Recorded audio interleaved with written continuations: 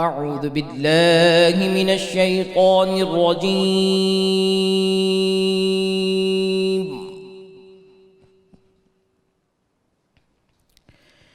بسم الله الرحمن الرحيم.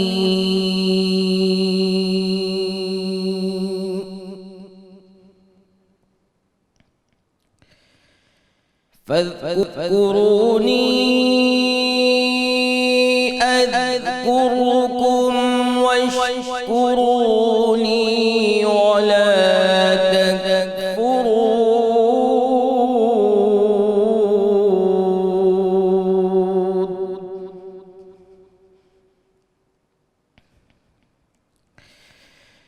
يا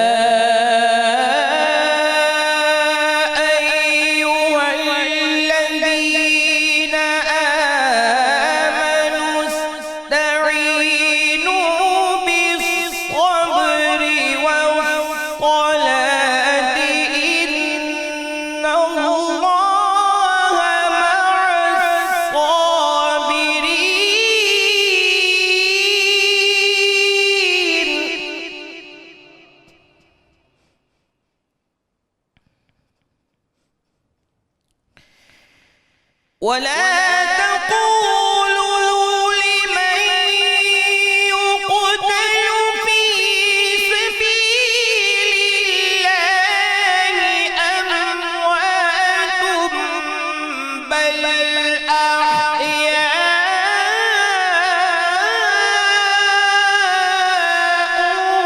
ولكن لا تشعرون.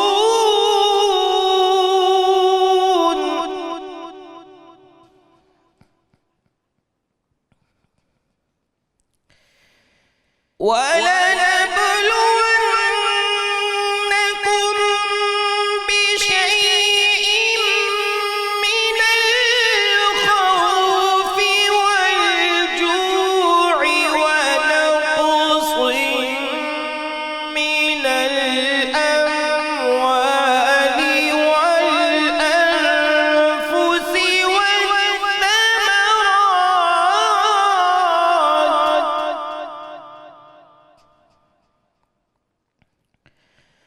وبشر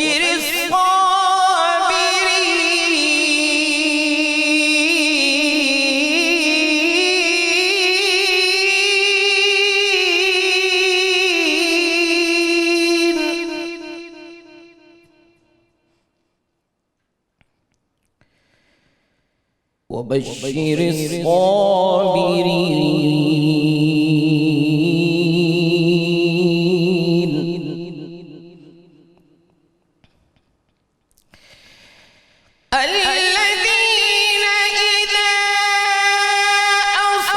أصابتهم مصيبة قالوا إنا لله وإنا إليه راجعون.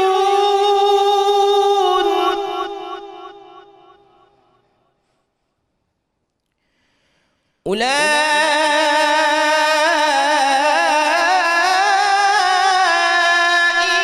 عليهم صلوات من ربهم ورحمة وأولئك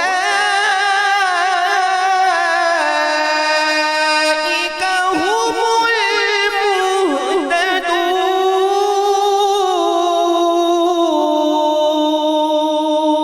المهتدون.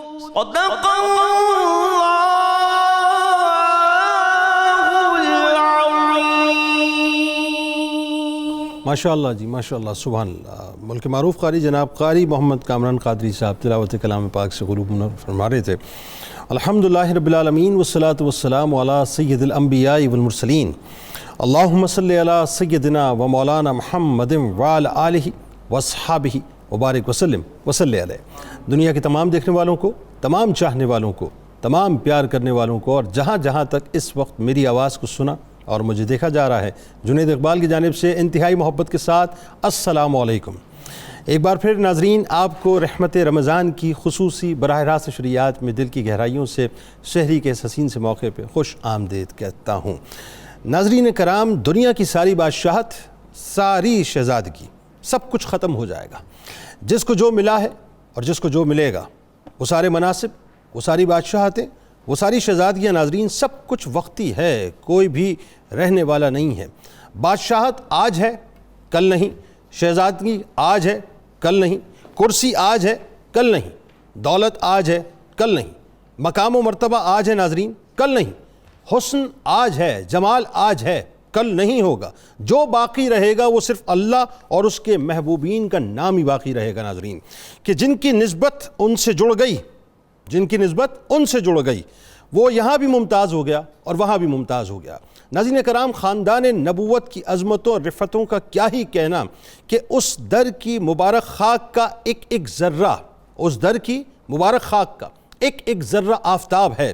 اس گھر کا کیا ہی کہنا ناظرین، جس گھر کے شہزادے اور شہزادیاں بھی جنت کے پھول اور کلیاں ہیں، جن کے قبیلے سے بڑھ کر کوئی قبیلہ نہیں ہے، جن کے خاندان سے بڑھ کر کوئی خاندان نہیں ہے، جن کی نسبتوں سے بڑھ کر کسی کی نسبت نہیں ہے، یعنی قدسی جن کے گھر کے خادم بنے اور جن کی در کی حاضری کو شرف سمجھے ناظرین، ان کا مقام اور مرتبہ کیا ہوگا، کہ جن کے نورانی گھر کو عرش والے بھی حسرت کی نگاہ سے دیکھتے ہیں اور فرش والے بھی جن کی توقیر پر اپنے سروں کو ادب سے جھکاتے ہیں، جن کے در سے ناظرین کائنات میں صدقے بٹتے ہیں، جن کے وسیلے سے ہم گناہ گاروں کے اعمال سجتے ہیں، جو مسکرائیں تو گلشن میں بہاریں آ جائیں اور جو غمگین ہو تو عرش پر بھی اداسی چھا جائے، جن کے لیے ناظرین دنیا بسی ہے اور جنتیں سجی ہیں، یعنی کائنات کے انہی شہزادوں اور انہی شہزادیوں کی حسین ترین جھرمٹ میں سرور دو جہاں صلی اللہ علیہ وآلہ وسلم کی ایک شہزادی سیدہ رقیہ سلام اللہ علیہا بھی موجود ہیں، جو شہزادیوں کی شہزادی ہیں ناظرین۔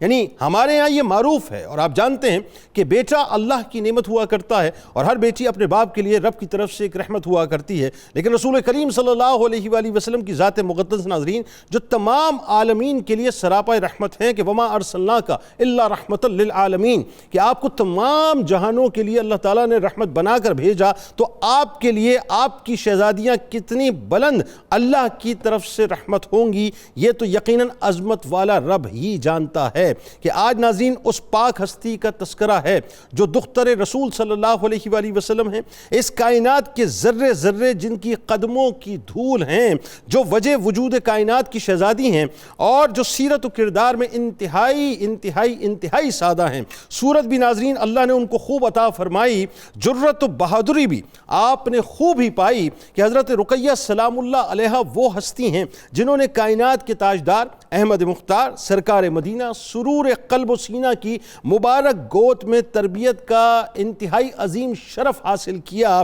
یہ وہ ہستی ہیں ناظرین جن کو محسنہ اسلام کی خاتون اول طیبہ طاہرہ حضرت خدیجہ الکبریٰ سلام اللہ علیہا کی مبارک مامتا کا سایہ ملا، یعنی ناظرین جن کو ماں کی صورت میں وہ عظیم المرتبت ماں ملی ہو، جو امت کی ماں ہو، یعنی مومنین کی ماں ہو، تو پھر ان کا مقام اور مرتبہ کیا ہی کہیے، کہ جب نبی کریم صلی اللہ علیہ وآلہ وسلم نے اظہار نبوت فرمایا تو آپ صلی اللہ علیہ وآلہ وسلم کی تمام صاحبزادیاں، تمام شہزادیاں اپنی والدہ محترمہ سیدہ خدیجہ الکبریٰ سلام اللہ علیہ کے ساتھ مشرف با اسلام ہوئیں، یعنی اس اعتبار سے سیدہ رقیہ سلام اللہ علیہ خواتین کی اس پہلی صف میں موجود ہیں ناظرین جو السابقون الاولون کا تاج پہنی ہوئی ہیں۔ ناظرین کرام، یہ وہ ہستی ہیں جن کی آنکھیں اس مبارک حجرے میں کھلیں، جن کی آنکھیں اس مبارک حجرے میں کھلیں جہاں فرشتوں کی صبح و شام آمد ہوتی تھی۔ یہ وہ ہستی ہیں ناظرین جن کا بچپن اس حجرے میں گزرا جو کائنات کا سب سے عظیم ترین حجرہ ہے، اور یہ وہ ہستی ہیں ناظرین جن کی مسکراہٹیں ان کی مسکراہٹوں کا سبب بنی، جن کی مسکراہٹیں ان کی مسکراہٹوں کا سبب بنی، جن کے صدقے کائنات کو مسکراہٹیں ملی۔ ناظرین کرام، یہ وہ ہستی ہیں جن کے بچپن، جن کے لڑکپن پر مکے کی فضائیں گواہ ہیں۔ یہ وہ ہستی ہیں جنہوں نے اپنے بابا جان کے ساتھ بے انتہا دکھ اور بے انتہا تکالیف سہیں۔ یہ وہ ہستی ہیں جن پر قریش کی خواتین رشک کیا کرتی تھیں، یعنی سیدہ رقیہ سلام اللہ علیہ ناظرین اللہ تعالیٰ نے آپ کو وہ مقام عطا کیا کہ سارے عرب کی عورتیں آپ کے بخت پر، آپ کے نصیبہ پر رشک کیا کرتی تھیں اور آپ کو رشک کی نگاہ سے دیکھا کرتی تھیں۔ سیدہ رقیہ سلام اللہ علیہ وہ شہزادی ہیں جن کا نکاح، ناظرین نکاح کا فیصلہ جبرائیل امین آسمانوں سے لے کر اترے۔ یہ وہ ہستی ہیں جن کو دنیا کے سب سے بہترین جوڑ کا شرف ملا۔ ناظرین یہ وہ ہستی ہیں جن کو اس ہستی کی زوجیت کا شرف ملا جن کو شرم و حیا سے فرشتے بھی حیا کے طور پہ دیکھا کرتے تھے۔ یہ وہ ہستی ہیں ناظرین جن کا ساتھی کوئی اور نہیں ہے، جن کا مصائب کوئی اور نہیں بلکہ خود اللہ تبارک و تعالیٰ بنا۔ یعنی وہ ہستی ہیں ناظرین جنہوں نے اپنے بابا جان پر قریش مکہ کے مظالم بھی دیکھے، مظالم بھی سہے، آپ نے ہجرتیں بھی کی۔ یعنی یہ وہ ہستی ہیں جن کو ذات الہجرتین ہونے کا شرف بھی عطا ہوا۔ یہ وہ ہستی ہیں ناظرین جنہوں نے اللہ کی راہ میں سب سے پہلے ہجرت فرمائی۔ بس یہ وہ ہستی ہیں ناظرین کہ جو سرکار دو عالم صلی اللہ علیہ وآلہ وسلم کی نور نظر ہیں، کہ جن کی محبت دنیا میں بھی ہمارا سرمایہ ہے اور آخرت میں بھی ہمارے لیے شفاعت کا اشارہ ہے۔ آئیے آغاز کرتے ہیں۔ ہمارے ساتھ جو شخصیات موجود ہیں وہ یقیناً کسی بھی تعارف کی محتاج نہیں۔ پہلی شخصیت ممتاز عالم دین ہمارے بزرگ ہیں جناب پروفیسر محمد سعید احمد خان صاحب موجود ہیں۔ دوسری شخصیت ممتاز عالم دین محترم جناب ڈاکٹر شبیر احمد جامی صاحب موجود ہیں، اور تیسری شخصیت ممتاز عالم دین جناب ڈاکٹر سید حامد فاروق بخاری صاحب موجود ہیں۔ تینوں آپ کو السلام علیکم اور خوش آمدید۔ اور میرے دائیں جانب آپ کے ہمارے ہم سب کے بہت پسندیدہ پرنس آف قوالی کہا جائے تو غلط نہ ہوگا، شیر میاداد خان صاحب اپنے ساتھیوں کے ساتھ موجود ہیں۔ آپ کو بھی خوش آمدید اور السلام علیکم۔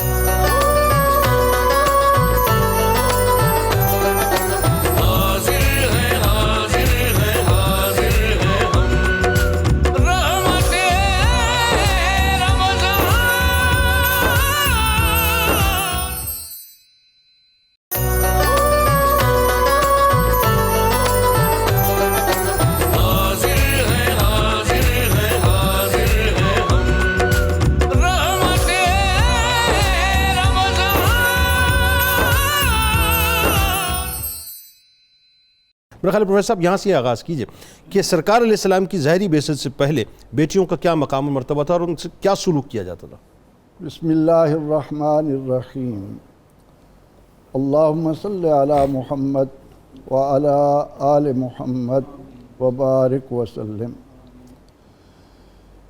محترم جنید اقبال صاحب، بڑا ہی خوبصورت ذکر آپ نے چھیڑا، اور میں سمجھتا ہوں کہ آج ان رحمت اور مغفرت کے جھرمٹ میں جب یہ پیارے نام ہماری زبان پر آتے ہیں، یہ مقدس ذکر ہماری زبانوں سے نکلتا ہے، ہمارے کانوں میں پڑتا ہے، تو یقینی طور پر ہمارے روزوں کا اجر و ثواب بھی کئی دو چند ہو جاتا ہے۔ سبحان ذکر ہی ایسا ہے کہ عثمان رضی اللہ عنہ کے دامن میں آئیں تو وہ ذوالنورین ہو جائیں، اور حقیقت یہ ہے کہ صرف عثمان ہی ذوالنورین نہیں، ان کا ذکر پاک کائنات کی ساری عورتوں کے لیے نور ہی نور ہے۔ واہ واہ واہ، سبحان اللہ، سبحان، کیا کہنا۔ سیدہ حضرت رقیہ سلام اللہ علیہ یہ شہزادی ہیں اس شہنشاہ کی جو شہنشاہوں کے شہنشاہ ہیں، واہ، جو دنیا اور آخرت کے مالک بنا دیے گئے ہیں، کہ میں تو مالک ہی کہوں گا کہ ہو مالک کے حبیب، یعنی محبوب و محب میں نہیں میرا تیرا۔ واہ واہ واہ، سبحان اللہ، سبحان۔ اس ذکر پاک کو سننے سے پہلے ہر مسلمان مرد اور عورت اپنے کانوں کو اس طرف متوجہ کر کے باتوں کو دل میں اتارنے کی کوشش کرے کہ حضور سید عالم صلی اللہ تعالی علیہ وسلم، جن کے بارے میں قرآن پاک نے کہا کہ الذین یتبعون الرسول النبی الامی الذی یجدونہ مکتوبا عندہم فی التوراۃ والانجیل سبحان اللہ، یامرہم بالمعروف ینہاہم عن المنکر ویحل لہم الطیبات ویحرم علیہم الخبائث۔ اللہ، یہ خوبیاں بیان کرنے کے بعد قرآن نے کہا کہ وَيَدَعُ عَنْهُمْ إِسْرَهُمْ وَالْأَغْلَالَ الَّتِي كَانَتْ عَلَيْهِمْ، کہ آپ صلی اللہ علیہ وسلم کی آمد سے قبل کائنات نے جو بوجھ اپنے سروں پر لاد رکھا تھا، جو بندھن اپنے لیے لازم کر لیے تھے، جو زنجیریں اپنے پاؤں میں ڈال کر انسانیت کو رسوا کر رکھا تھا، وہ نبی اکرم رحمت عالم صلی اللہ تعالی علیہ وسلم نے آ کر ایک ایک کو دور کر کے انسانیت کو والضحیٰ کے چہرے والے نے، طٰہٰ کی شان والے نے خوب خوب چمکا دیا، روشن، منور اور معطر بنا دیا۔ سبحان اللہ، سبحان اللہ، کیا کہنا؟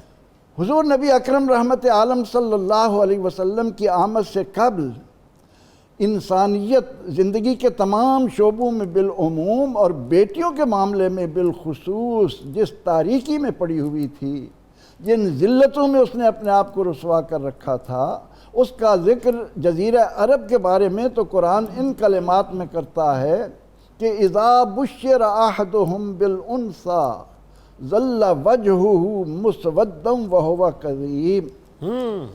یہ وہ معاشرہ تھا، یہ وہ سوسائٹی تھی، قرآن جیسی سچی کتاب کہہ رہی ہے کہ جب کسی کو بتایا جاتا کہ تیرے ہاں بیٹی پیدا ہوئی ہے، ظل وجهه مسودا، اس کا منہ کالا ہو جاتا، آئے ہائے، وہ غصے کے گھونٹ پی کر رہ جاتا۔ اللہ، کیا کرے؟ یتوارا من الناس، میری بیٹیاں، میری بہنیں سنیں، اسلام کا ان پر کتنا عظیم احسان ہے۔ قرآن کہتا ہے کہ جب کسی کو بتایا جاتا کہ تیرے گھر بیٹی ہوئی ہے تو یہ سوسائٹی خواہ وہ عرب کی تھی، خواہ ہند کی تھی، خواہ چین کی تھی، پوری کائنات کے اندر عورت اتنی ذلت کا نشان بن چکی تھی۔ قرآن کہتا ہے کہ جب پتہ چلتا بیٹی ہے تو لوگوں سے چھپتا پھرتا تھا، آئے ہائے، منہ چھپاتا تھا کہ میرے گھر بیٹی پیدا ہوئی ہے۔ یہ سیدہ رقیہ کا صدقہ ہے، یہ سیدہ زینب کا صدقہ ہے، یہ سیدہ فاطمہ کا صدقہ ہے کہ آج عورت فخر سے زمین پر چلتی ہے کہ میں عورت ہوں، میں بیٹی ہوں، میں بہن ہوں، میں ماں ہوں، میں بیوی ہوں۔ کیا بات ہے! قرآن کہتا ہے کہ جب پتہ چلتا کہ میں کیا کروں تو یا تو ذہن میں آتا کہ ہم یدسہ فی التراب، اس کو زمین میں گاڑ دوں۔ اللہ اکبر! اور مکہ مکرمہ کی سرزمین گواہ ہے کہ یہاں ایسی جگہ موجود تھی۔ جی جی، ایک صحابی رضی اللہ عنہ کہتے ہیں کہ اللہ نے مجھے 7 بیٹیاں دیں، میں نے ان 7 کو ایک ایک کر کے زمین میں گاڑا۔ اللہ اکبر! ایک اور صحابی ایمان لانے کے بعد اپنی اس عورت کے ضمن میں جو تاریکی تھی، ذلتیں تھیں، ان کو بیان کرتے ہوئے کہتے ہیں کہ یا رسول اللہ صلی اللہ علیہ وسلم، جب میرے ہاں بیٹی ہوئی اور وہ اس قابل ہوئی، چلنے پھرنے لگی، ہائے ہائے ہائے، اور میں اس کو لے کر گیا، میں اس کے لیے گڑھا کھود رہا تھا۔ اللہ! گڑھا کھودتے ہوئے جب مٹی میرے کپڑوں پر پڑتی تو وہ معصومہ، وہ انتہائی معصوم اور اپنے ننھے ہاتھوں سے جھاڑتی، اپنے ننھے ہاتھوں سے میری اس مٹی کو جھاڑتی اور معصوم زبان سے کہتی، بیٹا ابا جان مجھے مت گاڑیے، میں آپ سے روٹی نہیں مانگوں گی، میں آپ سے کپڑا نہیں مانگوں گی۔ اللہ اکبر! اللہ! وہ عورت سیدہ رقیہ سلام اللہ علیہا کے صدقے میں سنیں کہ ورثے میں تقسیم ہو رہی تھی، ایسا ہی ایسا ہی ایسا ہی ایسا ہی، اس کو باعث آر سمجھ کر، بوجھ سمجھ کر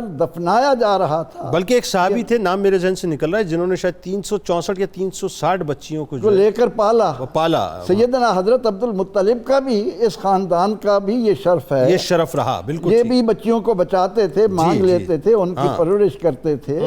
لیکن قرآن کی روح سے ہمیں یہ پتہ چلتا ہے کہ نبی اکرم رحمت عالم صلی اللہ علیہ وسلم کے اس پر نور خانے میں، اس گھر میں آنے والا ایک ایک نور کیا کرنے بکھیر رہا ہے۔ اللہ اکبر! قیامت تک آنے والے لوگوں کو بتایا جائے گا کہ عورت کو اگر عظمت ملی ہے تو سیدہ زینب کے صدقے میں ملی ہے، سیدہ رقیہ کے صدقے میں ملی ہے، سیدہ زینب کے، سیدہ فاطمہ رضی اللہ عنہ، سیدہ ام کلثوم سلام اللہ علیہا، کیا رتبہ ملا کہ آج بیٹی کو وہ عزت مل رہی ہے کہ بیٹی چلتی ہوئی آتی ہے، اللہ کا نبی، نبیوں کا امام کھڑا ہو جاتا، اللہ اکبر، بیٹی کے استقبال کے لیے۔ اللہ اکبر!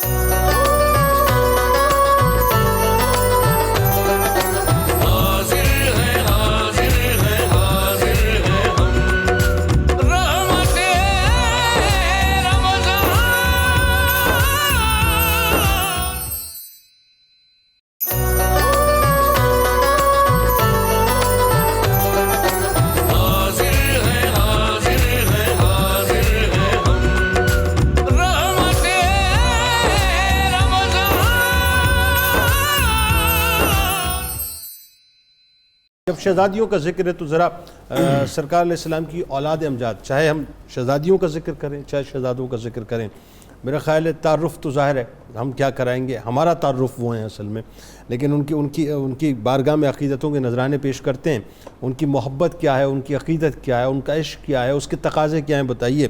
لیکن ایک بات ضرور ہے اس سے قبل، یہ ناظرین اس لیے بھی آپ اپنے بچوں کو سنوائیں، آج ہمیں سوری ٹو سے میری بات کو فیل مت کیجیے گا، لیکن میں پتہ نہیں کیوں تھوڑا سا میں سخت بات کر جاتا ہوں، لیکن مجھے کرنی بھی چاہیے، میرا خیال ہے آج ہم جب بچوں سے کہیں نا جی کہ اپنا آپ کو سرکار علیہ السلام کی اولاد پاک کے نام پتہ ہے، تو بچے ادھر ادھر بغلے جھانکنے لگتے ہیں۔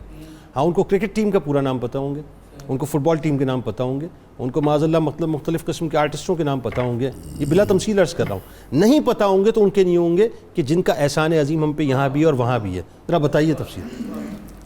بسم اللہ الرحمن الرحیم۔ حضور نبی اکرم صلی اللہ علیہ وسلم کی اللہ تعالیٰ نے نظام قدرت کے تحت جس انداز سے حضرت خدیجۃ الکبریٰ سلام اللہ علیہا کے ساتھ شادی کروائی اور جس میزان اور اصول کے تحت وہ چلا، تو آپ کے بطن مبارک سے 2 صاحبزادے اور 4 صاحبزادیاں ہوئیں۔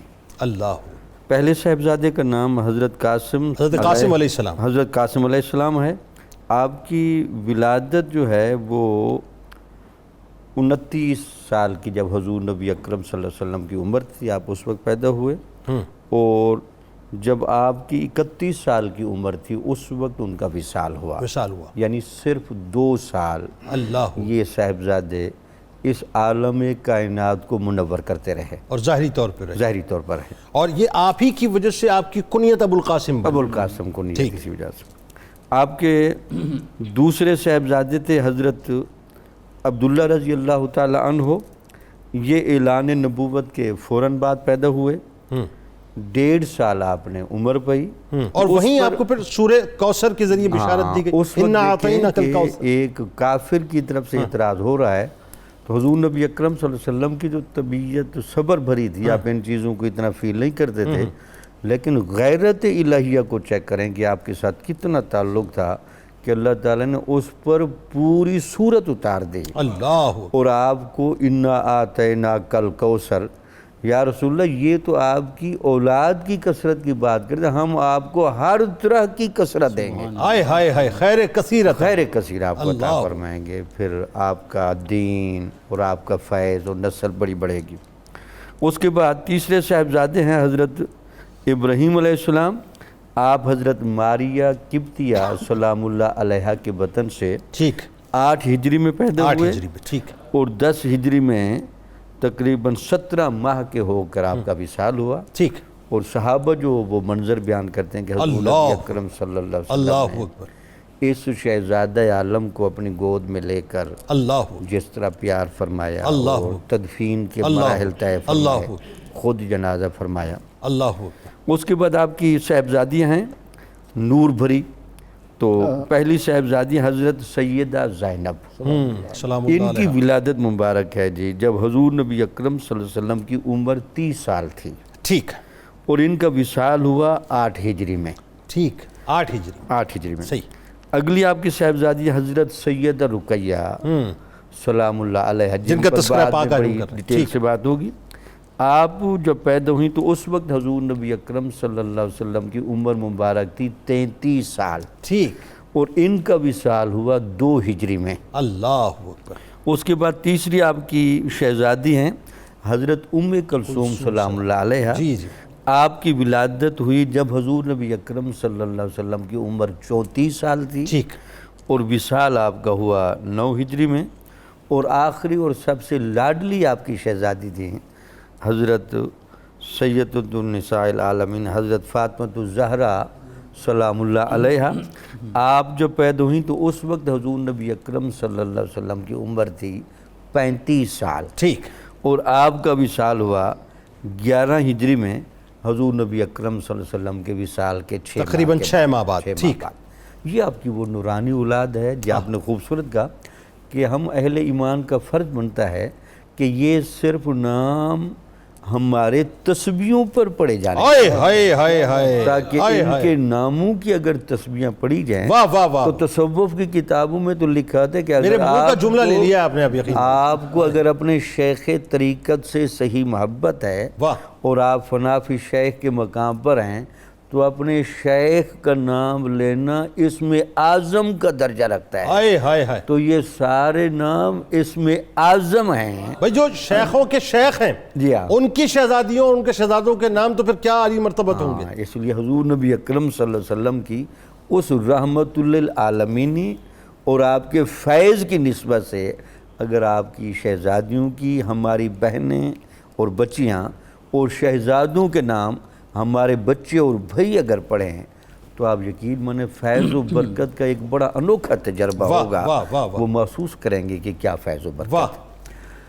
حضور نبی اکرم صلی اللہ علیہ وسلم کا صرف مزاج مبارک سمجھانے کے لیے کہ آپ کو اپنی اولاد کے ساتھ اور اپنے رشتہ داروں کے ساتھ محبت کس طرح کی تھی اس نزاکت کو ذرا سمجھیں. حضرت وحشی بہت بڑے صحابی رسول بعد میں بنے، لیکن حضور نبی اکرم صلی اللہ علیہ وسلم ان کو اکثر کہتے تھے کہ آپ میرے سامنے زیادہ نہ آیا کریں. اس کی بنیادی وجہ یہ ہے کہ آپ نے چونکہ میرے چچا حضرت حمزہ کو غزوہ احد میں شہید کیا تو آپ کو دیکھنے کے بعد جب مجھے وہ منظر یاد آتا ہے تو میرا دل دکھتا ہے.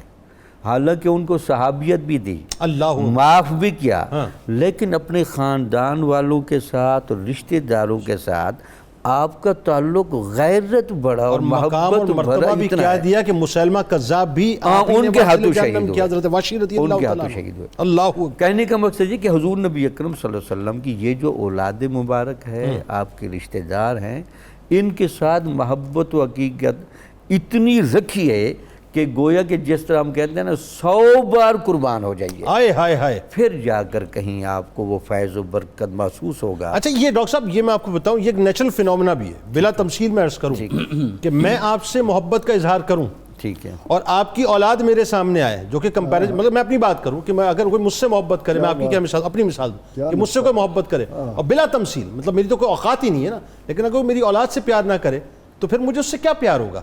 ہم سرکار علیہ السلام سے محبت کا دعویٰ کریں اور سرکار علیہ السلام کی اولاد سے اس طرح سے محبت نہ کریں جس طرح کرنے کا حق ہے، تو پھر کیا رہے گی ہمارے پاس. ٹھیک ہے. اب دیکھ رہے اس محبت کے جذبات بھرے واقعات تو بعد میں آئیں گے کہ آپ کے شہزادے یا شہزادیاں جب وصال کر جاتی تھیں اس وقت حضور نبی اکرم صلی اللہ علیہ وسلم کو کتنی محبت ہوتی تھی. اللہ آپ ان کی قبروں پر جاتے تھے، وہاں بیٹھتے تھے، دعائیں دیتے تھے. وہ رنگ اس کے علاوہ حضور نبی اکرم صلی اللہ علیہ وسلم کی سیرت و کردار میں اگر یہ دیکھیں، اولاد کے ساتھ محبت کرنا اور گھر کے ماحول میں ان کی تربیت کا اہتمام کرنا، اس کے بہت وافر نمونے ملتے ہیں. بلکہ سرکار علیہ السلام کو تو کیٹیگوریکل جملہ ہے نا کہ تمہارے درمیان 2 چیزیں چھوڑے جا رہا ہوں نا، ایک قرآن پاک اور دوسری میری اطرت. بلکہ سرکار علیہ السلام نے تو محبت کے لیے فرمایا کیٹیگوریکل کہ میری اطرت سے محبت کرو. ڈاکٹر صاحب آپ کی طرف آتے ہیں، ذرا موضوع کو کھولیے اور ذرا یہ بتائیے کہ سیدہ رقیہ سلام اللہ علیہا، آپ کی ولادت پاک، آپ کی تربیت اور تربیت بھی اس حجرے میں جو کائنات کا سب سے عظیم ترین حجرہ ہے، اور پھر ظاہر ہے جو آپ کے نکاح کا منظرنامہ ہے، بیان کیجیے ذرا. بسم اللہ الرحمن الرحیم. جنید بھائی اللہ رب العزت آپ کو اجر عطا فرمائے، جتنا خوبصورت آپ نے انٹرو دیا اور جس جملے تک آپ بات کو لے آئے ہیں، اور یقیناً یہ 92 نیوز کا استحقاق ہے کہ اللہ رب العزت ان پہ بھی رحمتیں نازل فرمائے کہ نبی اکرم علیہ تحیت و ثنا کی کوئی بھی نسبت ہو تو اس کا تذکرہ یہاں ہوتا ہے. یہ یقیناً اللہ رب العزت کی عطا کردہ سعادت سے ہے. آپ نے جس حدیث مبارکہ کی طرف اشارہ کیا اس میں میرے آقا نے فرمایا انی تارک فیکم الثقلین، کہ میں تم میں 2 چیزیں چھوڑ کے جا رہا ہوں، کتاب اللہ یعنی قرآن، اور دوسری میری اطرت ہے. اس کا مطلب یہ ہوا کتاب اللہ بھی رسول اللہ کی امانت ہے اور اطرت رسول بھی آپ کی امانت ہے. تو آج ہم اس امانت کا حق ادا کر رہے ہیں کہ آپ کا تذکرہ ہو رہا ہے. بس حق کیا ادا کریں گے، یوں کہیے حصہ ڈال رہے ہیں. جو میرے آقا صلی اللہ علیہ وسلم نے ہم سے توقع کی ہم آپ کی بارگاہ میں عاجزانہ پیش کر رہے ہیں. دوسرا میرے آقا صلی اللہ علیہ وسلم نے ارشاد فرمایا ادبوا اولادکم علی 3 خصال، کہ اپنی اولاد کی تربیت 3 چیزوں پہ کرو، نبی کی محبت اور اہل بیت کی محبت اور قرآن کی تلاوت۔ اور حضرت زینب کا ذکر ہو تو اہل بیت کا تذکرہ ہے، رقیہ کا ذکر ہو تو اہل بیت کا تذکرہ ہے، ام کلثوم کا ذکر ہو تو اہل بیت کا تذکرہ ہے، جناب زہرا کا ذکر ہو تو اہل بیت کا تذکرہ ہے، اور حضرت خدیجہ کا تذکرہ ہو تو اہل بیت کا تذکرہ ہے، عائشہ کا تذکرہ ہے تو اہل بیت کا تذکرہ ہے۔ تو یہ اہل بیت ہیں، ان سب کی محبت جب تک ہم اپنی اولادوں کو نہیں سکھائیں گے، ان تک یہ تربیت ہم منتقل نہیں کریں گے، اور انہیں پتہ نہیں چلے گا کہ ہم نے اس محبت کی گٹی لے کے جوان بنا ہے۔ جب یہ محبت کی گٹی لے کے میرے آقا صلی اللہ علیہ وسلم لعب دہن سے نے گٹی عطا فرماتے تھے، اور آج ہماری یہ ذمہ داری ہے کہ اپنی اولادوں کو ان کی محبت سکھائیں۔ یہی محبت ہے۔ دیکھیے نا اس حدیث مبارکہ میں تسلسل کیا ہے، نبی کی محبت، اہل بیت کی محبت، پھر قرآن کی محبت۔ مطلب میرے رسول صلی اللہ علیہ وسلم نے اشارہ فرمایا، جسے نبی کی محبت مل گئی، جسے اہل بیت کی محبت مل گئی، میرا رب اسے قرآن کی محبت خود عطا فرما دے گا۔ لہذا قرآن کی محبت پہلے نہیں، قرآن کی محبت میرا رب اجر میں عطا فرما دے گا، اور ان کی محبت یہ لازم ہے، قُلْ لَا أَسْأَلُكُمْ عَلَيْهِ أَجْرًا إِلَّا الْمَوَدَّةَ فِي الْقُرْبَى، یہ تو اجر رسالت ہے۔ میرے آقا صلی اللہ علیہ وسلم نے کچھ نہیں مانگا، آپ نے ارشاد فرمایا ان سے محبت کیا کرو۔ پوچھا گیا کن سے؟ آپ نے فرمایا میری اہل بیت۔ ایک بات مجھے بتائیے، ترتیب حدیث میں کیا ہے؟ حب نبیکم وحب اہل بیتہ وقراءۃ القرآن۔ اب ایک جملہ اگر مجھے اجازت دے تو میں عرض کر دوں کہ یہ ترتیب یوں کیوں رکھی بھائی، کہ پہلے نبی نے اپنا بتایا، بیچ میں اہل بیت کو رکھا، پھر قرآن کو بتایا۔ اس کا مطلب یہ ہے کہ جو بیچ میں اہل بیت کی محبت کو اٹھا لے گا، یہاں اسے قرآن میں مل جائے گا یا نبی بھی مل جائیں گے۔ سبحان اللہ، سبحان اللہ، سبحان اللہ۔ اور جو اس سے محروم ہو گیا وہ دونوں سے محروم ہو جائے گا۔ نبی صاحب قرآن کی محبت سے بھی گیا اور قرآن کی محبت سے بھی گیا، تو ان سے محبت کرنی ہوگی۔ جو آپ نے ارشاد فرمایا جناب سیدہ رقیہ سلام اللہ علیہا کے حوالے سے، اور حضرت نے اشارہ فرما دیا کہ وہ رسول اکرم صلی اللہ علیہ وسلم کی مجموعی طور پہ تیسری اولاد ہیں، اور حضرت زینب کے بعد بیٹیوں میں وہ دوسری ہیں۔ حضرت زینب بڑی ہیں، اور ان کے 3 سال بعد 33 عام الفیل بنتا ہے، یعنی عام الفیل وہ سال ہے جب ابراہ لشکر لے کے آیا، اس نے 17 محرم کو حملہ کیا، اس سے 55 دن بعد 12 ربیع الاول کو میرے آقا صلی اللہ علیہ وسلم کا ظہور ہوا، آپ تشریف لائے، تو اس سے 33 سال بعد جب رسول اکرم کی عمر 33 سال ہو گئی تو جناب رقیہ آپ کے گھر میں تشریف لے آئیں۔ تو جناب رقیہ بعثت سے 7 سال پہلے، اور آپ کی عمر 33 سال سے جب ہوئی۔ اگر ہم ان کی تربیت دیکھتے ہیں تو ان کی تربیت رسول اکرم نے فرمائی ہے، اور ان کی والدہ محترمہ جناب خدیجۃ الکبریٰ سلام اللہ علیہا نے فرمائی ہے۔ اور خدیجۃ الکبریٰ کیسی تربیت کرتی تھی؟ وہ ایسی تربیت ہے کہ جناب زہرا پاک نے ایک مرتبہ پوچھا کہ اماں حضور یہ بتائیے سجدہ کرنے سے کیا ملتا ہے؟ تو ارشاد فرمایا سجدہ کرنے سے قیامت والے دن رب کا دیدار نصیب ہوتا ہے۔ اب زہرا نے پھر ایسے سجدے کیے، جناب رقیہ نے سجدے کیے، جناب ام کلثوم نے کیے، جناب زینب نے کیے۔ اور ایک جملہ یہ کہنا چاہتا ہوں، خدیجہ نے فاطمہ کو بیٹی بنا کے پالا تھا اور علی کو بیٹا بنا کے پالا تھا۔ اب علی نے بھی سجدے کی وہ جو لذت حاصل کی تھی اسی گھر سے حاصل کی تھی۔ وہ کہتے ہیں اس وقت تک دوسرا سجدہ نہیں کرتا جب تک وہ دیدار نہیں عطا فرما دیتا۔ تو جب تربیت معلم کائنات فرما رہے ہو، رسول کائنات تاجدار ختم نبوت نے فرمائی ہے، اور جناب خدیجۃ الکبریٰ، آج ہم ذکر کرتے ہیں نا کسی بھی ریاست کا جو سب سے بڑا عہدیدار ہوتا ہے اس کی زوجہ کو ہم خاتون اول کہتے ہیں۔ یہ اسلام کی خاتون اول ہیں ہر اعتبار سے، عہدے کے اعتبار سے، منصب کے اعتبار سے، ایمان کے اعتبار سے، مال قربان کرنے کے اعتبار سے، اسلام قبول کرنے کے اعتبار سے۔ اور آپ کے قبول اسلام جناب رقیہ کا قبول اسلام بھی اسی دن ہوا ہے جس دن جناب خدیجۃ الکبریٰ نے ظاہری طور پہ کلمہ پڑھا۔ جنید بھائی ویسے 40 سال عمر تھی رسول اکرم کی جب آپ نے اعلان نبوت فرمایا ہے، خدیجۃ الکبریٰ نے زبان سے کلمہ اس دن پڑھا ہے جب آقا پہلی وحی لے کر آئے تھے۔ آپ نے عمل سے کلمہ 15 سال پہلے ہی پڑھ لیا تھا جب میرے رسول کی عمر صرف 25 سال تھی۔ نکاح ہو گیا نا، تو نکاح کو عمومی طور پہ ہم کلمہ پڑھنے کے معنی میں لیتے ہیں۔ تو اس دن ہی رسول اللہ کی صداقت سے متاثر ہو کے، آپ کی امانت سے متاثر ہو کے، آپ کے اخلاق سے متاثر ہو کے انہوں نے کلمہ پڑھا تھا اور پیغام نکاح بھیجا تھا۔ بلکہ یوں کہیے کہ آپ کی عشق کی باتیں، آپ کی کردار کی باتیں سماعتوں میں آئی تھیں، اسی وقت دل میں اتر گئی تھی، کلمہ تو اسی وقت دل میں اتر گیا۔ بالکل ایسے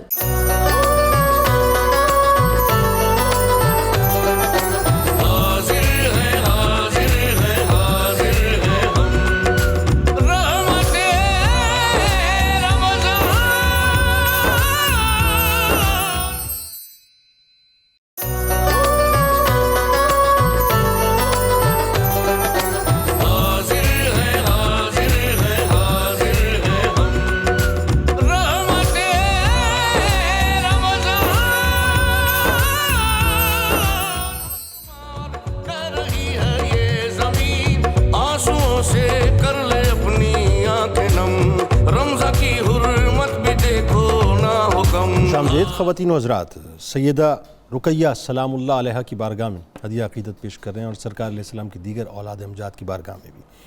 آپ بھی دیکھیں ناظرین، یہ کہہ دینا بہت آسان ہے، لیکن جس وقت دین ارتقائی مراحل سے گزر رہا تھا، کتنی تکالیف سرکار علیہ السلام کے پورے گھرانے نے برداشت کی، اس کا تصور بھی نہیں کر سکتے۔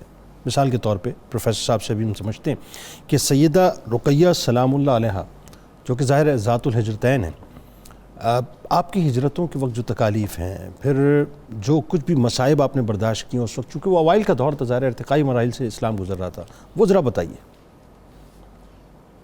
اللہ رب العزت نے قرآن کریم میں فرمایا کہ ما جاء من رسول الا کانوا بہ یستہزئون، کہ اللہ کا جو بھی رسول آیا وہ ستایا گیا، قوم نے ان کے ساتھ دشمنی کی۔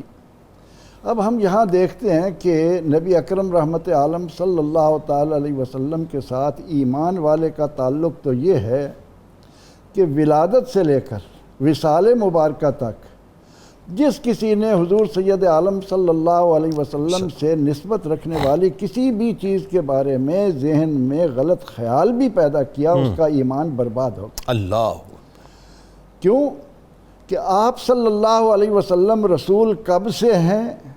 یہ تو میثاق میں مصدق کا لقب اللہ نے آپ کو عطا کر دیا۔ اللہ پھر آپ فرماتے ہیں کنت نبیم و آدم بین الماء والطین، آدم پانی اور مٹی کے درمیان تھے، میں تو اس وقت بھی رسول۔ اللہ اکبر۔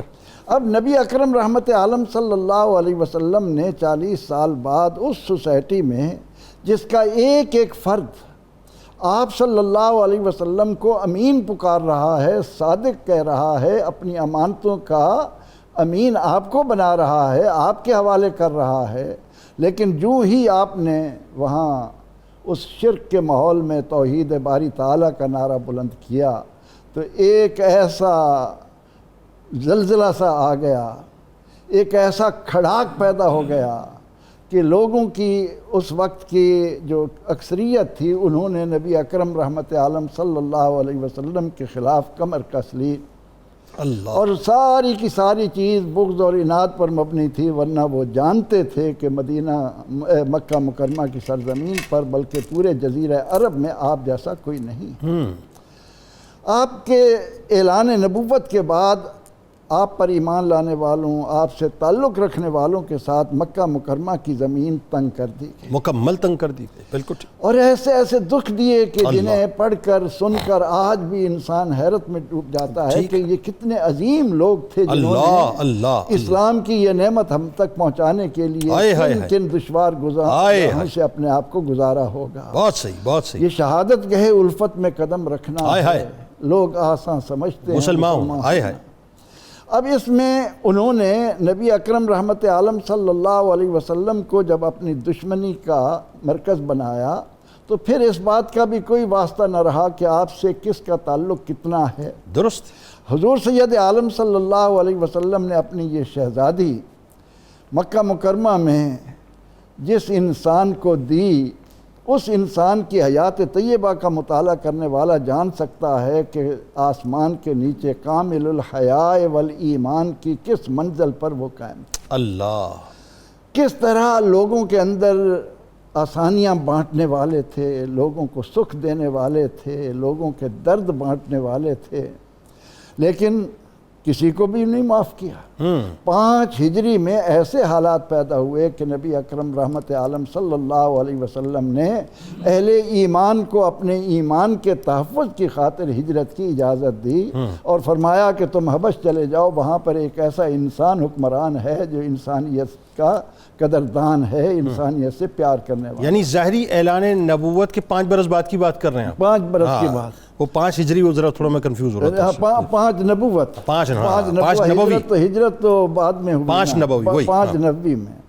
تو نبی اکرم رحمت عالم صلی اللہ علیہ وسلم نے جب انہیں حبشہ کی طرف جانے کی اجازت دی، پہلے ایک قافلہ گیا، اس میں بھی یہ گئے، پھر کچھ حالات کو بہتر سن کر واپس آ گئے، لیکن وہاں پر آ کر معلوم ہوا کہ نہیں، مشرکین مکہ کی اذیتیں تو، اور پھر یہاں پر ایک اور بات بھی جی کہ نبی اکرم رحمت عالم صلی اللہ علیہ وسلم بیٹیوں کے ساتھ پیار کی وجہ سے بیٹی کے دکھ کو محسوس کرتے تھے، آئے ہائے ہائے، اور آپ نے اپنے اس عمل سے قیامت تک آنے والے لوگوں کو بتایا کہ یہ بیٹیاں اللہ تعالیٰ کی وہ امانت ہیں جو اللہ، تم سے تمہارے پیار کی طلبگار ہیں۔ بے شک، اب حضرت عثمان رضی اللہ عنہ گئے اپنے زوجہ مطہرہ کے ساتھ، اور نبی اکرم رحمت عالم صلی اللہ علیہ وسلم نے اس موقع پر بھی اس جوڑے کو ایک اعزاز بھی عطا کیا، واہ، فرمایا کہ انہما اول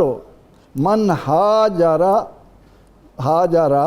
بعد ابراہیم ولوط، حضرت ابراہیم اور لوط حضرت علیہ السلام۔ ابراہیم اور حضرت لوط نے جس طرح اپنی بیوی کے ساتھ ہجرت کی تھی، ان دو انبیاء کے بعد ہجرت کا یہ شرف جس کو نصیب ہو رہا ہے وہ میری بیٹی رقیہ اور ان کے شوہر حضرت عثمان۔ اللہ، یعنی اس دنیا میں آپ کا جوڑا تیسرا جوڑا ہوا، اور ویسے عرب کے معاشرے میں آپ کا یہ پہلا جوڑا ہوا، پہلا جوڑا صحابہ کرام جس نے ہجرت کی۔ جی، اب دوسری بار جب ہجرت ہوئی تو بہت دن گزر اور گئے، یہ ہجرت حبشہ کی جانب ہوئی؟ جی ہجرت حبشہ کی جانب ہوئی، اور ہجرت کے بارے میں دین کے علم سے تعلق رکھنے والا جانتا ہے کہ اللہ تعالیٰ نے انہیں کس مرتبہ و مقام پر اتارا، انہیں کیا مرتبہ دیا۔ بڑے دن ہو گئے حضور علیہ الصلوۃ والتسلیم کو ظاہری طور پر خبر نہیں آ رہی، اور آپ بے قرار ہو رہے ہیں کہ میری بیٹی کس حال میں ہے، میرا داماد کس حال میں ہے، اللہ تعالیٰ آزماتا ہے۔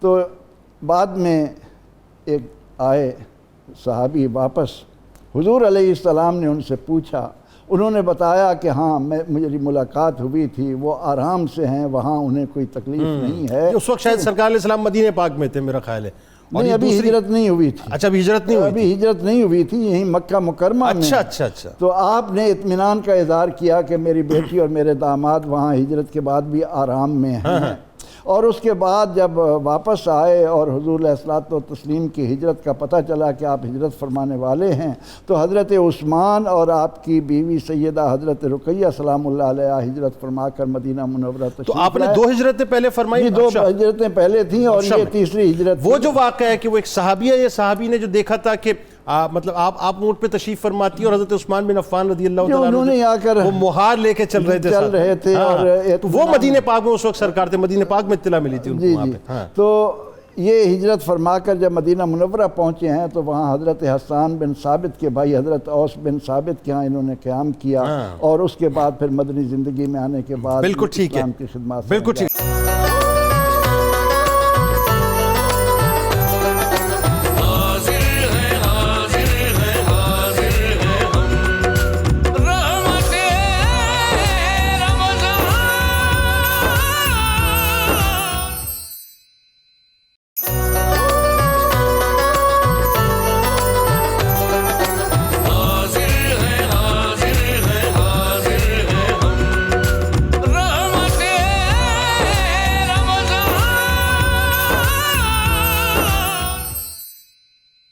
ڈاکٹر صاحب، اب سیدہ رقیہ پاک سلام اللہ علیہ، اب ظاہر ہے جو تکالیف آپ نے برداشت کی کہ 2 مرتبہ آپ حبشہ کی طرف آپ نے ہجرت کی، پھر اس کے بعد مدینہ پاک آپ تشریف لائیں، اور آپ دیکھیے کہ رفاقت بھی بہت طویل آپ کی نہ رہی، اور جو آپ کا پردہ فرمانے کا واقعہ، بلکہ اس سے پہلے آپ کا جو بیماری کا معاملہ ہے، پھر وہ سیدنا عثمان بن عفان رضی اللہ تعالیٰ عنہ کو بدر کے موقع پر سرکار علیہ السلام کو مدینہ میں چھوڑ کے جانا، پھر آپ کے پردے کے بعد جو سیدہ کائنات اور سرکار علیہ السلام کا آپ کی قبر اطہر پہ جانا، اور جو آنسوؤں کی صورت میں موتیوں کا بہانا، وہ ذرا بتائیے کیا منظرنامہ تھا وہ؟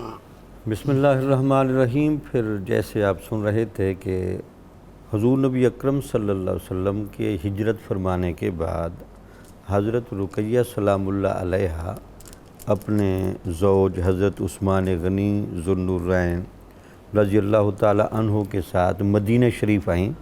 تو جب آپ مدینہ شریف آئیں تو آپ کافی بیمار ہو گئی، اور وہ بیماری شدت اختیار کر گئی۔ اس دوران پھر غزوہ بدر کا بھی ایک ماحول بننے لگا۔ یہ 2 ہجری کی بات ہے؟ یہ 2 ہجری کی بات۔ ٹھیک۔ اس میں ذرا ایک تناسب کو چیک کریں کہ اللہ تعالیٰ نے انبیاء کو کیا وہ رتبہ دیا ہوتا ہے جی، کہ ایک طرف بیٹی کی تکلیف کا بھی آپ کو شدت کے ساتھ احساس ہے، اللہ، دوسرا حق و باطل کے معرکہ میں جس حوصلے، جس تحمل اور جس لاڈ کے ساتھ آپ نے اللہ تعالیٰ کی وہاں مدد اتروائی آہا۔ تو وہ بھی ایک بڑا سنہرا موقع ہے. یعنی آپ دیکھیے اس مشن کی تکمیل کے لیے کتنا بڑا پریشر ہے پریشر کہ وہ پہلا مارکا اور سب سے بڑا مارکا جی ہاں. اور سامنے سمجھ لیجئے کہ سپر پاور موجود ہے اور یہاں کچھ بھی نہیں ہے. اللہ یعنی پر توکل ہے بس. حق و باطل کے درمیان پہلا فرق کرنے والا مارکا. بالکل ایسا ہی ایسا ہی. تو اس مارکے کی آپ تیاری میں مصروف ہیں. حضرت عثمان غنی رضی اللہ تعالیٰ عنہ کو پتہ چلا جی یہ تو ایک بہت بڑی سعادت کی بات ہے تو مجھے بھی جانا چاہیے. انہوں نے اپنے طور پر سمجھا کہ میں اپنی زوجہ محترمہ کے لیے کچھ اور حفاظت کے تیمارداری کے اسباب بناتا ہوں تو میں بھی ذرا ساتھ جانا چاہتا ہوں. تو حضور نبی اکرم صلی اللہ علیہ وسلم نے فرمایا کہ نہیں آپ یہیں رہیں چونکہ آپ میری صاحبزادی کے اس زوج ہونے کی وجہ سے یہاں ہوں گے. ٹھیک ہے. دیکھنے میں آپ ادھر تعمیرداری کریں گے لیکن میں اللہ تعالیٰ سے آپ کو غزوہ بدر کا ثواب بھی دلواؤں گا یعنی بدریوں میں شامل ہوں گے. بدریوں میں, اور آپ کو وہاں کے تمام مالی اور روحانی سارے فوائد وہ بھی آپ کو میں دلواؤں گا. اللہ. یعنی سیدنا عثمان بن عفان رضی اللہ تعالیٰ عنہ سرکار علیہ السلام کے حکم سے رکے تھے مدینہ حکم پاک. سے رکے تھے. اس سے آپ اندازہ لگیں کہ آپ کو اپنی صاحبزادی کے ساتھ کتنا تعلق خاطر و شیفتگی تھی کہ ان کو وہاں روکا.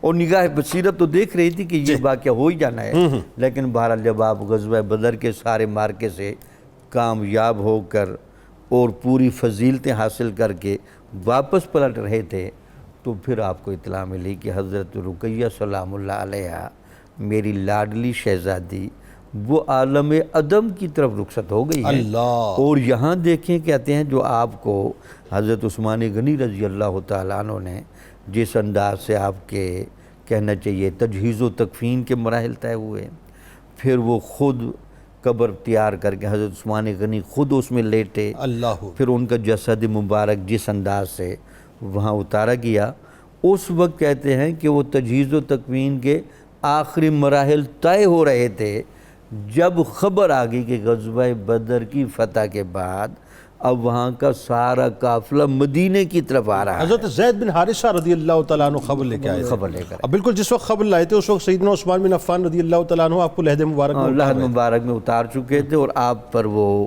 کہنا چاہیے کہ وہ آخری مراحل طے ہو رہے تھے. حضور نبی اکرم صلی اللہ علیہ وسلم جب مدینہ کی حدود میں آئے تو آپ نے اول فرصت میں, یہ نہیں کہ وقت فرمانا آئے گا, فوراً اپنی لاڈلی شہزادی کے وہاں گئے اور وہاں آپ نے جا کر حضرت خدیجۃ الکبریٰ کو بھی یاد کیا اللہ اکبر اور اپنی بیٹی کو بھی بڑا آپ نے لاڈ دیا. تو ایک بات ہمیشہ یاد رکھیں, یہ ایک تصوف کا بڑا قاعدہ ہے کہ مرشد مرید کی قبر پر آ جائے اور نبی اپنی اولاد کی قبر پر آ جائے تو آپ اندازہ لگ سکتے ہیں کہ اللہ کی رحمت کا کیا سما ہوگا. اللہ اکبر. کیونکہ حضور سے بڑھ کر تو رحمت للعالمین کا مدد کوئی نہیں.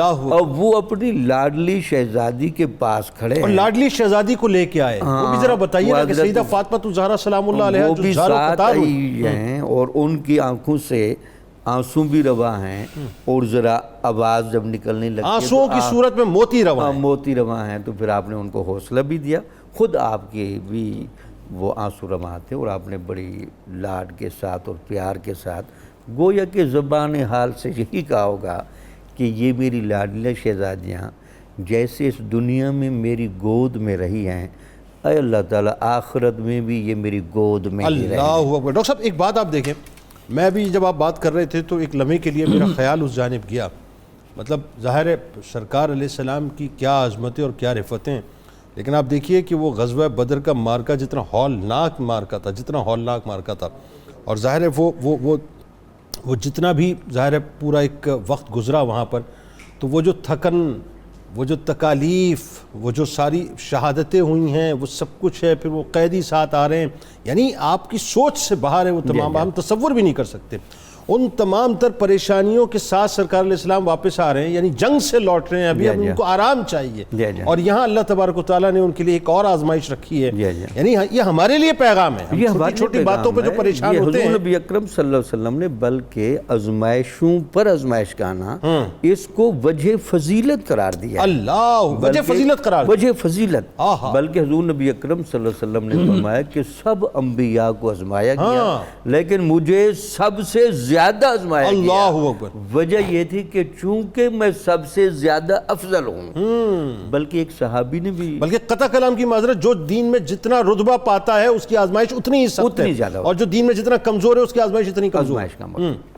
اسی طرح ایک صحابی نے عرض کی یا رسول اللہ مجھے فضیلت چاہیے، مجھے برکت چاہیے، تو آپ نے فرمایا کہ پھر آپ آزمائشوں کو برداشت کرنے کے لیے تیار ہو جائیں۔ میں آپ سے عشق کرتا ہوں سرکار، میں آپ سے عشق کرتا ہوں، تو آزمائشوں کے لیے تیار ہو جاؤ۔ آزمائشوں کے لیے تیار۔ آزمائشیں ایسے آئیں گی جیسے پانی نشیب کی طرف آتا ہے۔ پانی نشیب کی طرف۔ ڈاکٹر صاحب بتائیے ذرا، اب یہ تو ظاہر ہے سیدہ رقیہ پاک سلام اللہ علیہ کا مقام اور مرتبہ ہم تو کیا بیان کریں گے، لیکن سرکار علیہ السلام کو اللہ تعالیٰ نے 3 شہزادے عطا فرمائے، ان شہزادوں کی اپنی شان ہے، ذرا وہ بیان کیجئے۔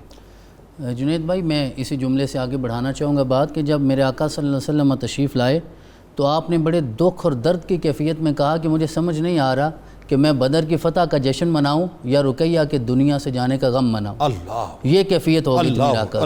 تو اتنے امتحانات، اتنی آزمائشیں، ہم عموماً یہ سمجھتے ہیں کہ کیونکہ اللہ محبت کرتا ہے جناب رسول اللہ صلی اللہ علیہ وسلم سے تو اس لیے امام الانبیاء بنا دیا، امام المرسلین بنا دیا۔ میرا رب تو آدم سے بھی محبت کرتا ہے، موسیٰ سے بھی کرتا ہے، عیسیٰ سے بھی کرتا ہے۔ اس کا مطلب یہ ہے کہ میرے رسول نے آزمائشوں میں پورا اتر کے حق ادا کیا ہے اس منصب کا۔ میرے آقا کو اس منصب کا اب یہاں 2 گھنٹے گفتگو کرنے کے بعد بندے کو 4 گھنٹے آرام چاہیے ہوتا ہے، جس کی طرف آپ اشارہ کر رہے تھے۔ اور بدر کا اتنا بڑا مارکا اور سارا میرے رسول کی برکت سے ہی تو ہوا ہے۔ اللہ اکبر۔ میرے رسول کی برکت سے تو ہوا ہے۔ صحابہ کہتے ہیں کہ ہم تلوار بعد میں اٹھاتے، سر پہلے گر جاتے تھے۔ ایسا ہی وہ کس کی رحمت اور برکت آپ ہی کی۔ اور میرے آقا نے جب رات سر سجدے میں رکھا، جناب صدیق اکبر قدموں میں تھے، تو میرے آقا اتنا گڑ گڑا کے اللہ کی بارگاہ میں عرض کر رہے تھے، مولا اللہم ان تہلک ہذہ العصابہ فلن تعبد فی الارض ابدا۔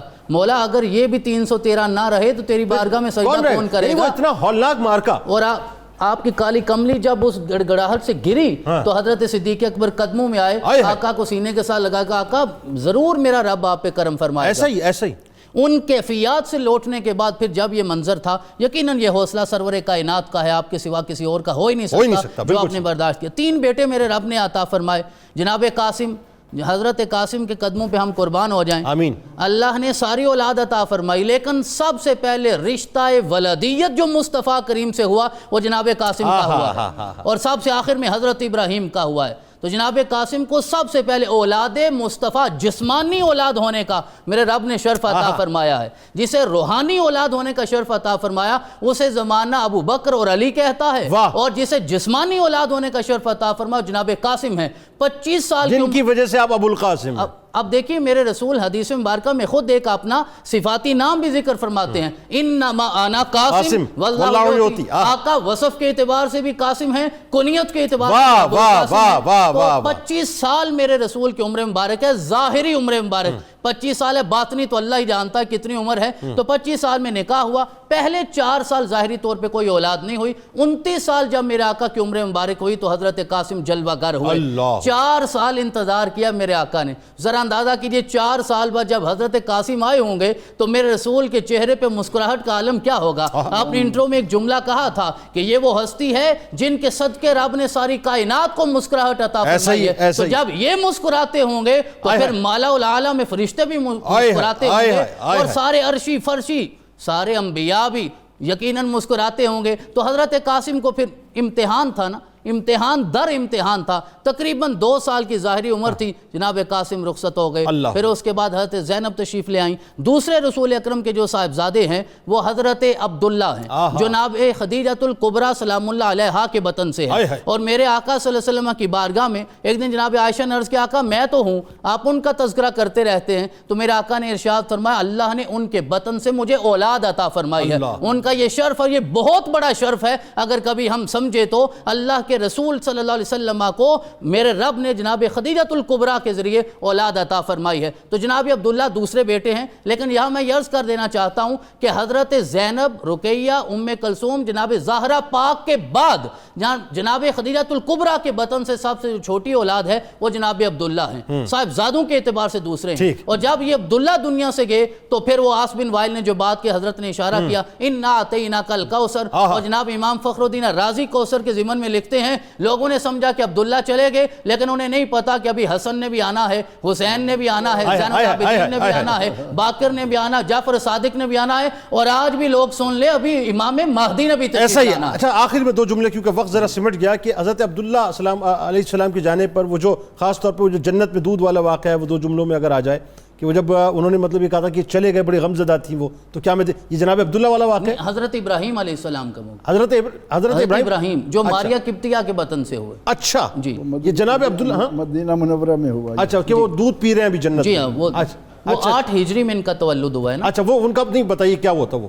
8 ہجری میں ان کا تولد ہوا ہے، اور حضرت ماریہ قبطیہ کے بطن سے یہ اولاد ہیں. اور میں صرف رسول اکرم کی محبت کے حوالے سے یہ جملے عرض کرتا ہوں کہ میرے آقا نے انہیں لعاب دہن سے گٹی عطا فرمائی، عقیقہ خود کیا، 2 مینڈے ان کے عقیقے میں اللہ کی بارگاہ میں ذبح کیے. پھر جو سر مبارک سے بال اترے تھے میرے آقا صلی اللہ علیہ وسلم نے چاندی کے عوض انہیں فقراء میں تقسیم فرما دیا. اور پھر اتنی محبت کرتے تھے، جناب عبد الرحمن بن عوف یہ کہتے ہیں کہ رسول اکرم صلی اللہ علیہ وسلم جب ام سیف کے گھر تھے جو رضائی ماں ہیں حضرت ابراہیم کی، تو دوپہر کے وقت آقا ہر روز تشریف لے جایا کرتے تھے. جناب ابراہیم کو اٹھاتے، انہیں پیار کرتے، ماتھے پہ بوسہ دیتے. عبد الرحمن بن عوف کہتے ہیں میں نے ساری زندگی کسی اور کو نہیں دیکھا جو اپنی اولاد سے اتنی محبت کرتا ہو. حضرت امام علی مقام امام حسین علیہ السلام کے بدلے میں آپ نے دے دیا. حضرت امام حسین کے بدلے میں. ذرا اندازہ کیجئے امام حسن اور حسین کے بعد ملے ہیں، امام حسن اور حسین کے بعد ملے ہیں، حسن اور حسین سے چھوٹے ہیں، حسین کے بدلے میں دیا. اور میرے آقا صلی اللہ علیہ وسلم نے ارشاد فرمایا آج میں حسین کے بدلے میں ایسے ہی دے رہا ہوں جیسے میرے بدلے میں ابراہیم نے اسماعیل کو اللہ کی بارگاہ میں. وہ آخری بات چاند گرین والی بات کیا؟ یہ چاند گرین کے حوالے سے تصور لوگوں کے ذہنوں میں تھا. ایک روایت میں کہ سورج گرین تھا، دوسری روایت ہے چاند گرین تھا. لوگوں نے سمجھا کہ رسول اکرم کیونکہ غمزدہ ہیں، اور میرے آقا نے جناب عبد الرحمن بن عوف کو کہا کہ ہماری آنکھوں سے آنسو نکلتے ہیں اور دل غمزدہ ہوتا ہے، لیکن ہم واویلا بھی نہیں کرتے، ماتم بھی نہیں کرتے، ہم اس طرح آواز کے ساتھ روتے بھی نہیں ہیں. رسول اکرم صلی اللہ علیہ وسلم نے جب یہ ارشاد فرمایا تو اسامہ بن زید کی آنکھوں سے بھی آنسو نکل آئے. انہوں نے کہا آقا ہم بھی آپ کے غم میں برابر شریک ہیں. تو سارے لوگوں نے یہ سمجھا کہ شاید یہ سورج گرہن جو لگ گیا ہے وہ اس لیے ہے کہ رسول اکرم غمزدہ ہیں. آپ نے ارشاد فرمایا نہیں، چاند اور سورج یہ اللہ کی نشانیوں میں سے ہے. میرا رب جب چاہے انہیں گہنا دیتا ہے، جب چاہے انہیں روشن کر دیتا ہے، اور میرا رب اس کے بدلے میں حضرت ابراہیم کو جنت میں اپنا نور عطا فرما رہا. سبحان اللہ. کیا کہنا، کیا کہنا.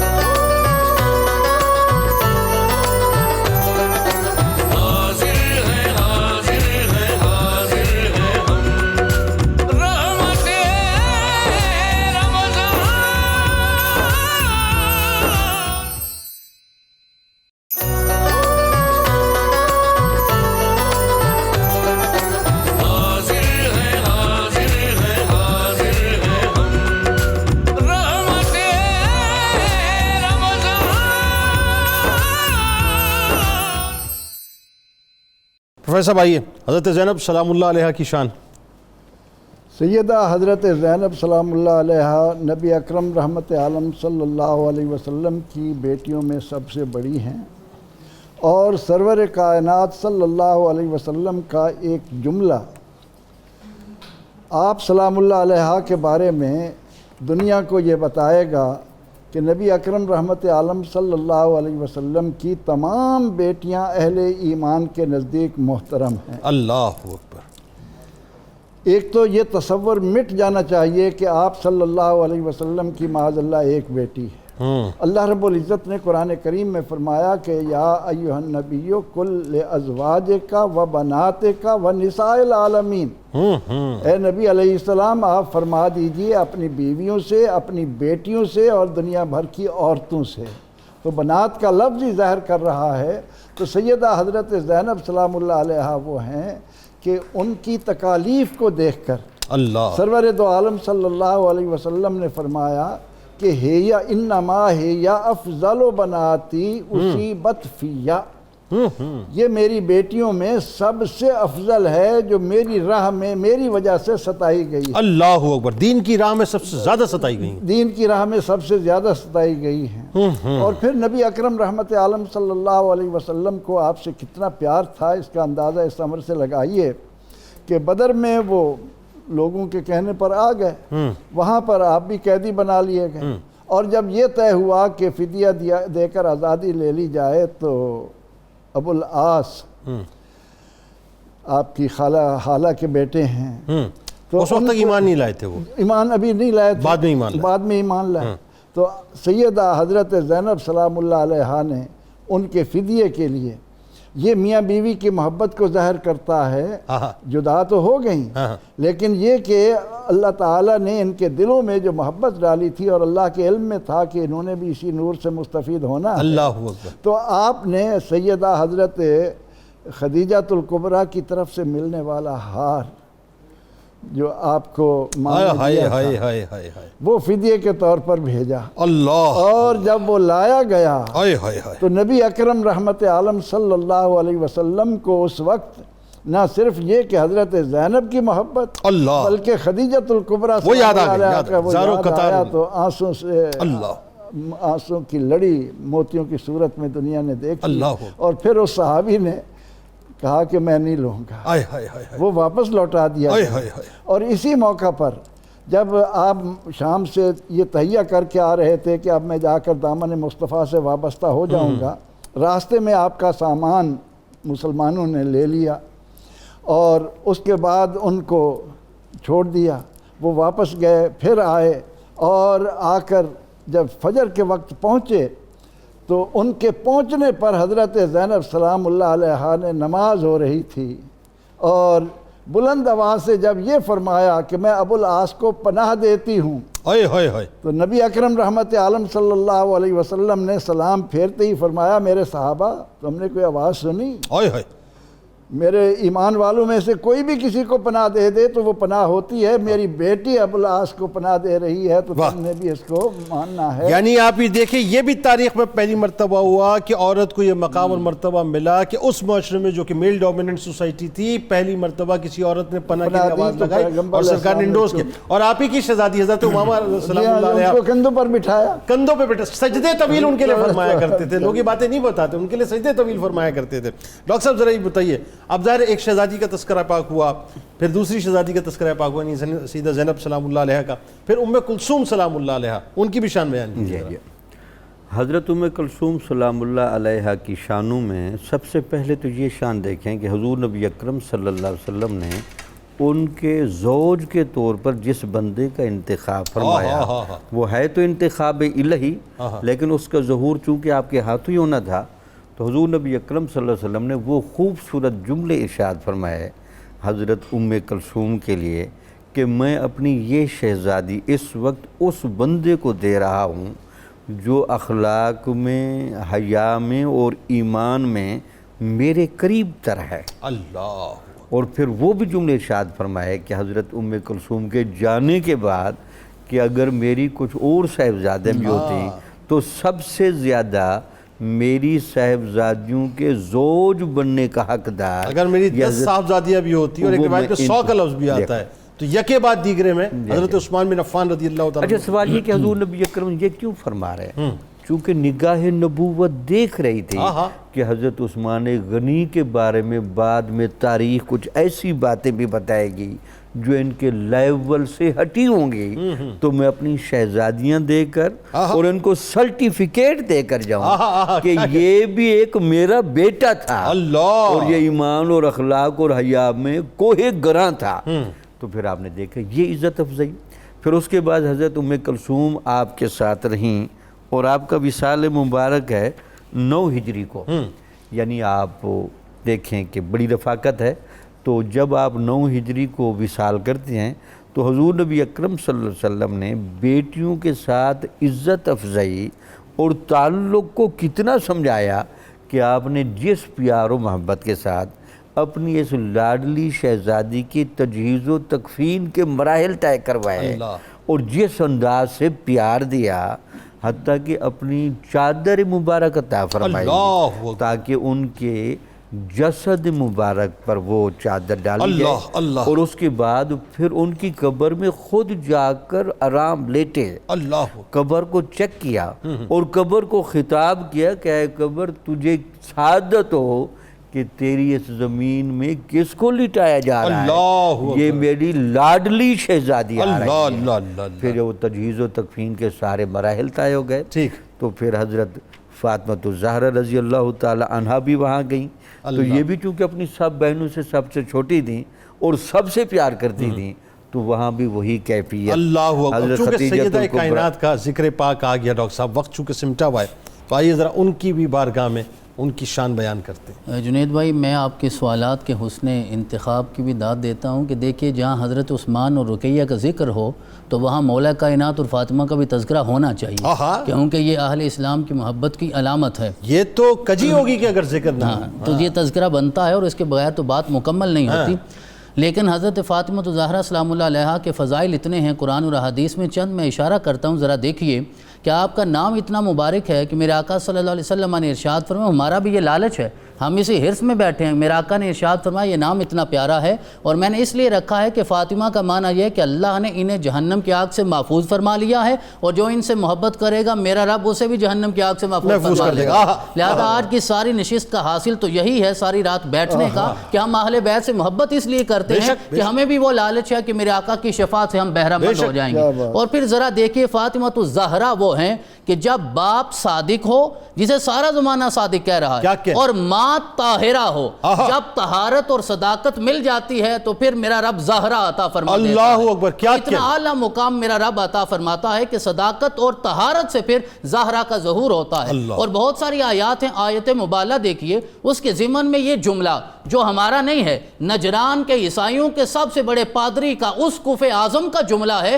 کہ اس نے جب ان 5 تن پاک کو آتے ہوئے دیکھا تو اس نے کہا ہے میرے ماننے والوں, اپنے لوگوں کو کہا, واللہ انی لارا وجوہن لو سالو ربہم ان یزیل الجبل عن مقام, ایسے چہرے دیکھ رہا ہے, اللہ کی عزت کی قسم وہ نورانی چہرے دیکھ رہا. سب کو نور علی نور کہا ہے, سب کو نور علی نور کہا کہ یہ جو 5 تن پاک آ رہے ہیں یہ چہرے اتنے نور والے ہیں, اگر اللہ کی بارگاہ میں آج یہ کہہ دیں کہ احد کو ہٹا دے, میرا رب وہ قبول بھی کرے گا اور احد کو ختم کر دے گا.